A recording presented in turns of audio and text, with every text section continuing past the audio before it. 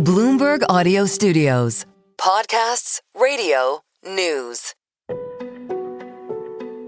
It's been more than 3 years since Russia invaded Ukraine, and since then, hundreds of thousands of people have been killed.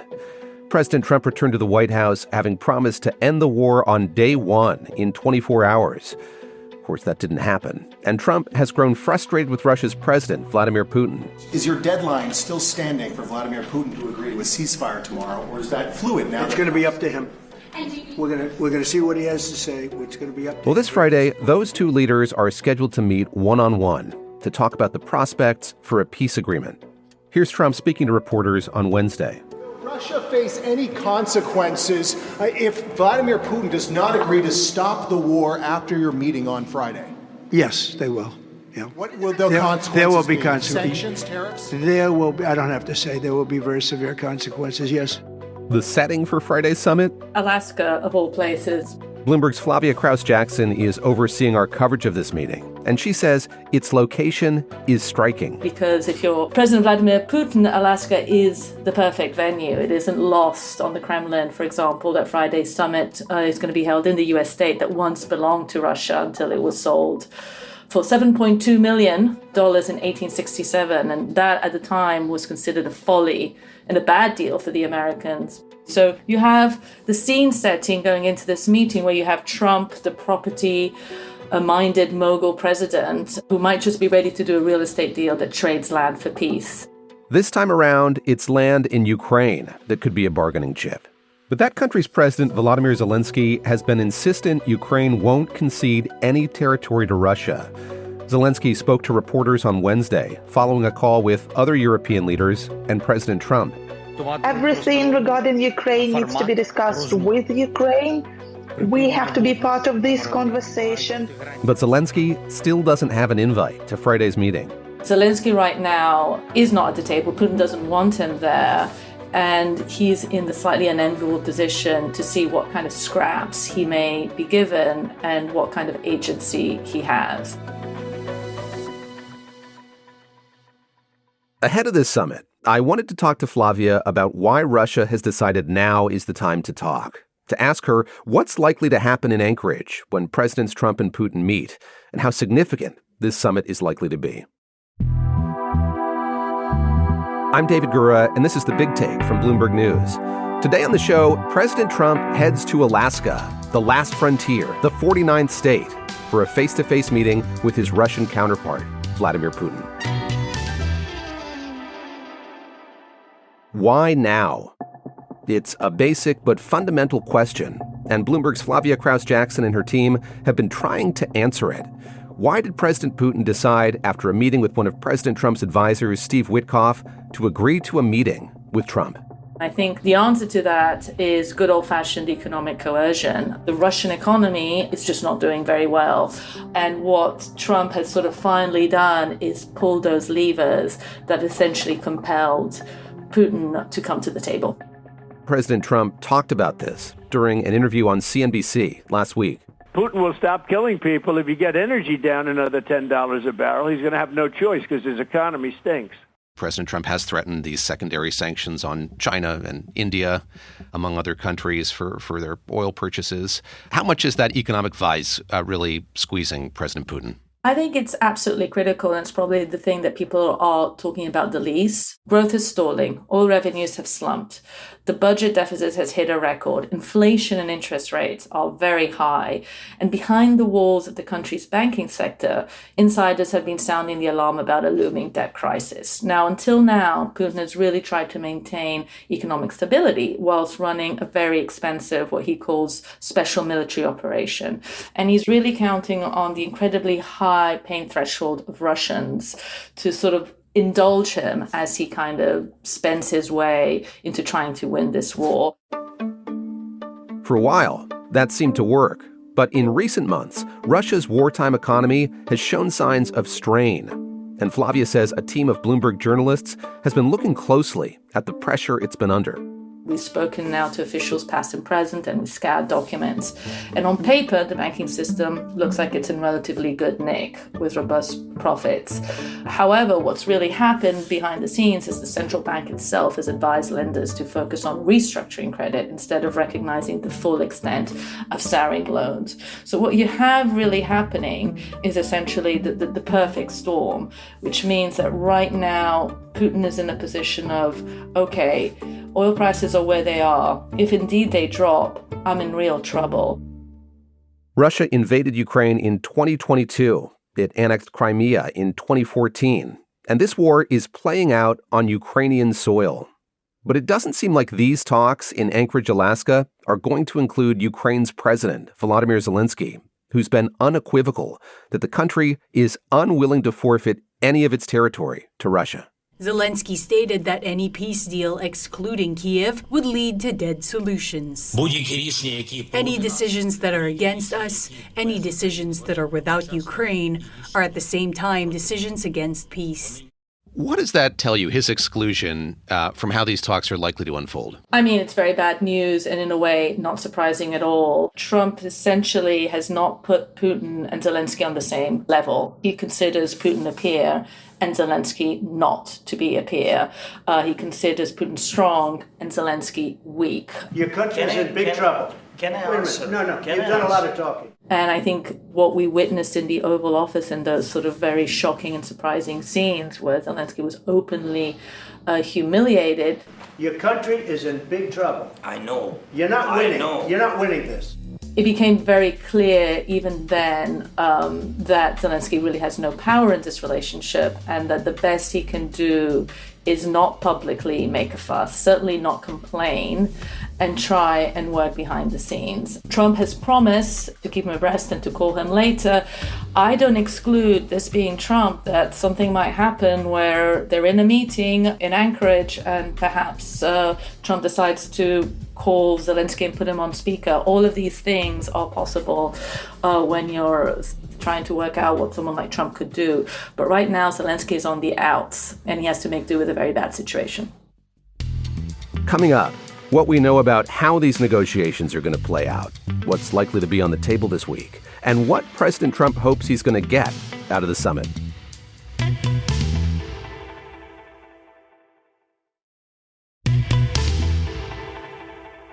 Earlier in the week, President Trump alarmed European leaders by suggesting that a peace deal in Ukraine would require land swapping. He's since softened that stance, reportedly telling European leaders on Wednesday that only Ukraine could negotiate territorial concessions.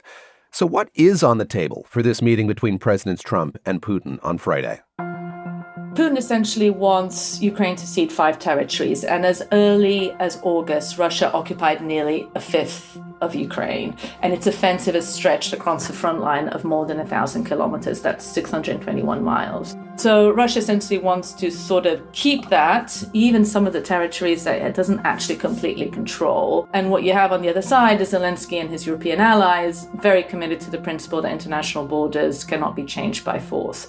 And Zelensky has repeatedly said that Ukraine's goal is to restore its borders to what they were when the country gained independence, and that includes Crimea. Now, the reality is that Crimea has been lost. It was annexed in 2014, and there is very much an understanding that Ukraine will not be able to get that back. But, as everyone knows from, good negotiation tactics, is that you don't come to the negotiating table sort of essentially already having given away the farm.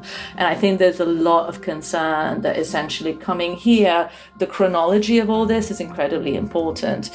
First you need to have the ceasefire and then you talk about the terms, whilst Putin is very much coming with the idea of give me this and then I will consider the rest. Zelensky is no fool, and the Europeans have absolutely no leverage beyond the rhetoric that they use aggressively. They understand that Ukraine will lose territory, but which territories and how much is really absolutely key. One of the absolute red lines for Putin is NATO membership. It does not want Ukraine ever to be part of NATO, so I expect that to come up as well. All this has made European leaders very anxious, concerned President Putin is going to convince President Trump to support Putin's demands for territory. Trump said his call with European leaders on Wednesday was very friendly. We had a very good call. He was on the call. President Zelensky was on the call. I would rate it a 10. And after the call, German Chancellor Friedrich Merz said he had hope for peace in Ukraine. We as Europeans are doing everything we can to set the agenda, help set the agenda for that meeting. In Anchorage Erfolg hat. We're hoping that Donald Trump has success in that meeting. The anxiety among European leaders is palpable here. They've had a couple of meetings since this summit was announced. To what extent is President Trump taking their concern into consideration as he prepares to go to this summit? I think the simple answer is not very much. I think this is a very important point to make. The role of J.D. Vance in all this, he's one of the most powerful VPs that we've seen in recent history. He has very strong views on Ukraine. His address to the Munich Security Conference, I think, was one of those historic moments when, he really laid bare his contempt for Europe and what he thought of its leaders. Well, the Trump administration is very concerned with European security and believes that we can come to a reasonable settlement between Russia and Ukraine. And we also believe that it's important in the coming years for Europe to step up in a big way to provide for its own defense. In that speech, Vice President Vance went on to criticize European leaders for allegedly suppressing free speech and for not taking, as he sees it, a hard enough stance on migration and other issues the Trump administration has prioritized. And I think that's a view very much that Trump shares. So he has his sort of personal relationships with the likes of, UK's Keir Starmer or Emmanuel Macron, the president of France, that he may or may not like. But I think facts have shown that arguably the UK and France are the strongest European military powers. They're not in any real position to help Ukraine. Ukraine knows it, Russia knows it, the Americans know it. Funnily enough, the Germans, who were obviously after the Second World War completely taken out of the picture, have shown much more of a willingness to kind of step up in military spending and do their bit. But what you're looking at right now from the European perspective is that they're not able to scale up on anywhere near the level that the US want for years. And what you're looking on the ground is a war of attrition where Russia is consistently and persistently gaining, albeit at a slow rate. And within 3 years, you're looking at a very, very different picture. And Europe simply does not have 3 years. So what the calculus here is that the US is saying is we need to make a deal now. I've lost my patience. I will walk away. And if the US walk away, then that is essentially laying the groundwork for Russia to just come in and eventually take over. We know that President Trump is no fan of these big multilateral summits, but he does love these one-on-one summits. He had them in his first term in Helsinki with President Putin. He had another one in Singapore. What do those past summits tell us about the way this is going to look and how it's likely to unfold? It's a very interesting thing to ponder about the number of times that these two men have met. There are about 5 or 6. The most critical and most important, of course, was the summit in Helsinki. I really think the world wants to see us get along. I think it's worth sort of reflecting how different the world was at the time. I mean, Finland was considered one of sort of the whisperers to Putin. And obviously, since the invasion, Finland has joined NATO. So it sort of reflects a very different geopolitical context of the time. But that was considered a pretty humiliating moment for Trump. I think it'll be very interesting to see if the two of them come to the stage again in Alaska and what kind of lessons Trump and his advisors will have drawn from that. What we do know is that they've had an awful lot of conversations on the phone since Trump got reelected. And as one of our sort of deep dives show, those conversations were pretty interesting because Trump seemed to sort of buy into a lot of the Putin propaganda. So every time he seemed to get off the phone with Putin, he was essentially parroting things like, for example, Zelensky was not legitimately elected or, all kinds of talking points that would make the Kremlin very happy. We just spent 2.5 hours talking to Vladimir Putin. And I think some progress has been made. So one thing to be watching out for very, very carefully is how Trump comes out of those meetings, whether it'll be on Truth Social, whether he comes out and speaks to reporters, He seems to have said that he'll sort of work out very, very quickly what Putin wants within 2 minutes. And this is going to be a feeling out expedition. But, as I said, I think we'll get a very clear sense of whether Putin has managed to play Trump by what Trump says. Do we have an understanding of the quality of the relationship between these two world leaders right now? I think it's very hard to judge the quality of that relationship, and clearly Putin wanted Trump elected in 2016 and was gleeful, and there was the whole thing about Russian interference and to what degree that happened. Now that relationship has, I think, evolved to a certain degree. I don't think Putin has gotten maybe quite as much from Trump as maybe he wanted. I think for observers, even Kremlin observers, it was very interesting to see to what extent, at what point would the penny drop with Trump, like that Putin was essentially stringing him along. And that took a lot longer than I think most people thought, until Trump started saying some even vaguely critical things about Putin, saying, well, I'm starting to get impatient, or this is not good. He seemed much more willing to throw Zelensky under a bus rather than ever question whether Putin's intentions were genuine in terms of peace. I was going to lob at you what I know is an unfair question, which is what President Trump's game plan is for these talks. But you mention his impatience with how this war has unfolded and how long it's lasted. Do we have any sense of what he hopes to get out of this? Yes, a deal, but what a favorable deal looks like to President Trump?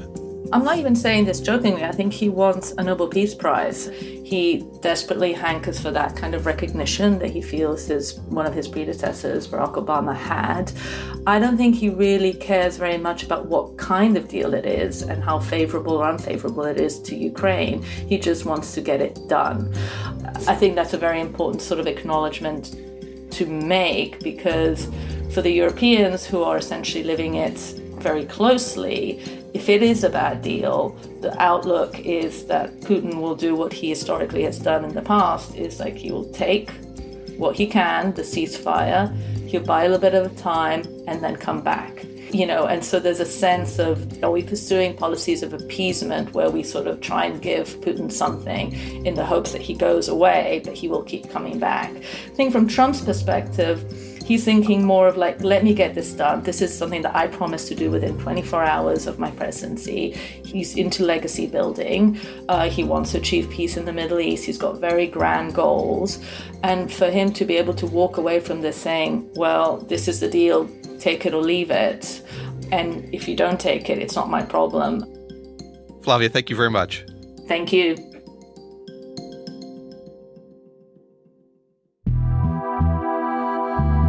This is The Big Take from Bloomberg News. I'm David Gura. To get more from The Big Take and unlimited access to all of Bloomberg.com, subscribe today at Bloomberg.com/podcast offer. If you like this episode, make sure to follow and review The Big Take wherever you listen to podcasts. It helps people find the show. Thanks for listening. We'll be back tomorrow.